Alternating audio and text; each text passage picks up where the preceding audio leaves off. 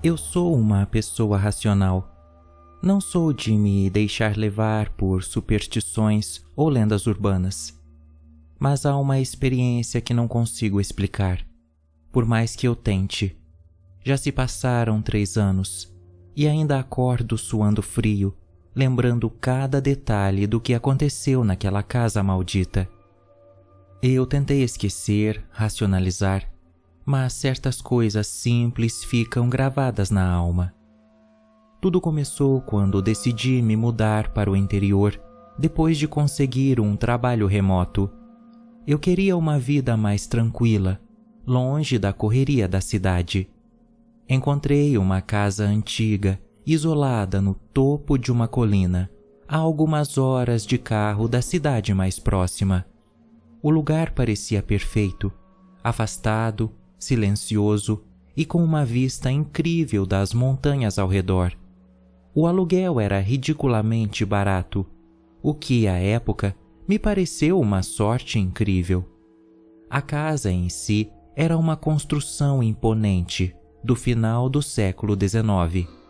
Paredes de madeira escura, janelas altas e uma escada central que rangia a cada passo. O corretor de imóveis, um senhor de idade avançada, parecia nervoso enquanto me mostrava o lugar. Quando perguntei por que o aluguel era tão baixo, ele apenas murmurou algo sobre manter o lugar ocupado e evitar mais histórias. Na hora eu não dei importância. Mudei-me no início de outubro. A casa parecia ainda mais charmosa durante o outono, com as folhas vermelhas e douradas caindo pelas árvores ao redor. Eu passava meus dias em frente ao computador, trabalhando, e às noites lendo ou assistindo filmes. No começo era o paraíso. A solidão era um bálsamo para o estresse que eu havia deixado para trás. Mas na 3ª semana, as coisas começaram a mudar. Tudo começou com barulhos que eu simplesmente não conseguia explicar. Eram sons sutis. Um ranger aqui, uma batida ali. No início, culpei o vento que soprava pelas frestas das janelas antigas. No entanto, os ruídos pareciam se intensificar a cada noite. Passos, leves mas constantes, ecoavam pelo corredor do 2º andar, logo acima do meu quarto. Eu subia com uma lanterna, vasculhava cada canto, mas nunca havia nada. Então, uma noite, ouvi pela primeira vez o que parecia um sussurro. Era quase imperceptível, mas parecia uma voz. Uma mulher, talvez. Era impossível entender o que ela dizia, mas o tom era baixo, arrastado e distante. Convenci-me de que era minha imaginação pregando peças, resultado de noites mal dormidas e da casa velha rangendo ao vento. Mas os sussurros não paravam. Acordava no meio da noite com a impressão de que alguém estava ao lado da minha cama me observando.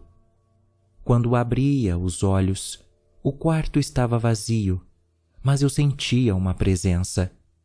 Era como se algo se esgueirasse nas sombras, me espiando, aguardando. Às vezes a sensação era tão intensa que eu acendia todas as luzes da casa e passava o resto da noite acordado, assistindo qualquer coisa na TV para tentar me distrair. Então, uma noite, ouvi um som que me congelou de medo. Era algo muito mais claro, algo impossível de ignorar. O som de móveis sendo arrastados no andar de cima. As cadeiras de madeira pesadas da sala de jantar estavam se movendo, como se alguém estivesse empurrando-as lentamente pelo chão. Meu coração disparou, mas decidi que não podia mais ignorar. Peguei uma faca na cozinha, como se isso fosse me proteger, e subi as escadas.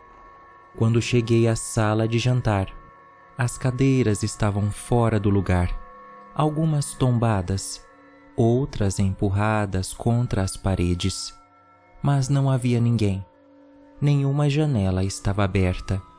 Nada fora do comum além das cadeiras. O ar ali estava gelado, muito mais frio do que em qualquer outro lugar da casa. Senti um calafrio percorrer minha espinha. No dia seguinte, decidi investigar a história da casa. Dirigi até a cidade e fui ao arquivo público, onde descobri que a casa havia passado por várias mãos ao longo das décadas, mas quase ninguém ficava ali por muito tempo. Encontrei apenas um registro antigo de 1912 sobre uma família que viveu ali. A história era vaga, mas mencionava que a esposa, Amélia, tinha desaparecido misteriosamente. Seu corpo nunca foi encontrado e o marido, devastado, foi internado em um asilo. Nada mais. Voltei para casa com essa informação pesando na minha mente, mas tentei afastar a ideia de que o lugar era assombrado. Até que, numa noite, tudo culminou de forma aterradora. Era tarde e eu já havia desistido de dormir. Fiquei na sala com todas as luzes acesas, tentando ignorar os sons que pareciam cada vez mais intensos. Mas por volta das 3 da manhã, as luzes começaram a piscar.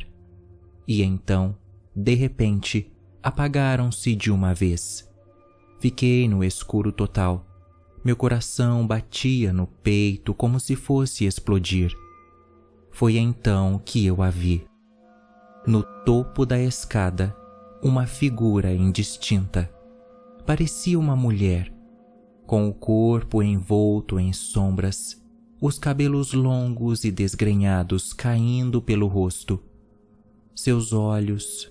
não haviam olhos, apenas órbitas vazias, com buracos negros que pareciam absorver toda a luz ao redor. Ela não se moveu, apenas ficou ali, me observando. Eu queria correr, gritar, qualquer coisa, mas meu corpo estava paralisado de medo. O ar ficou pesado, denso, como se algo invisível me pressionasse contra o chão. Então, a figura começou a descer lentamente as escadas, um degrau de cada vez. O som dos passos ecoava pela casa. Quando ela chegou ao pé da escada, parou. Eu senti seu olhar vazio, fixo em mim. Não havia para onde correr. A figura ergueu uma das mãos, ossuda e pálida, e apontou diretamente para mim. O ar ao meu redor pareceu se congelar, e eu senti uma dor aguda no peito, como se algo estivesse me apertando o coração. Naquele momento, eu perdi a consciência. Acordei no hospital, sem nenhuma lembrança de como havia chegado lá. Um vizinho me encontrou desmaiado na varanda, batendo à porta, tentando pedir ajuda. Desde aquele dia, nunca mais voltei àquela casa. O lugar foi lacrado e ninguém ousou alugá-lo novamente. Mas às vezes, nos meus sonhos, eu ainda vejo aquela figura na escada, me observando, esperando, como se soubesse que um dia eu voltarei. E sei que, quando esse dia chegar, ela estará esperando para me levar consigo. Esse é o meu relato.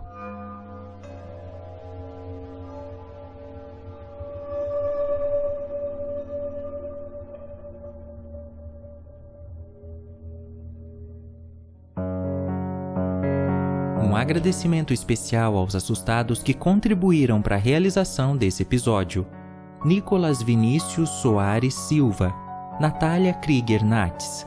Você também pode contribuir fazendo uma doação de R$5 através da chave Pix na descrição.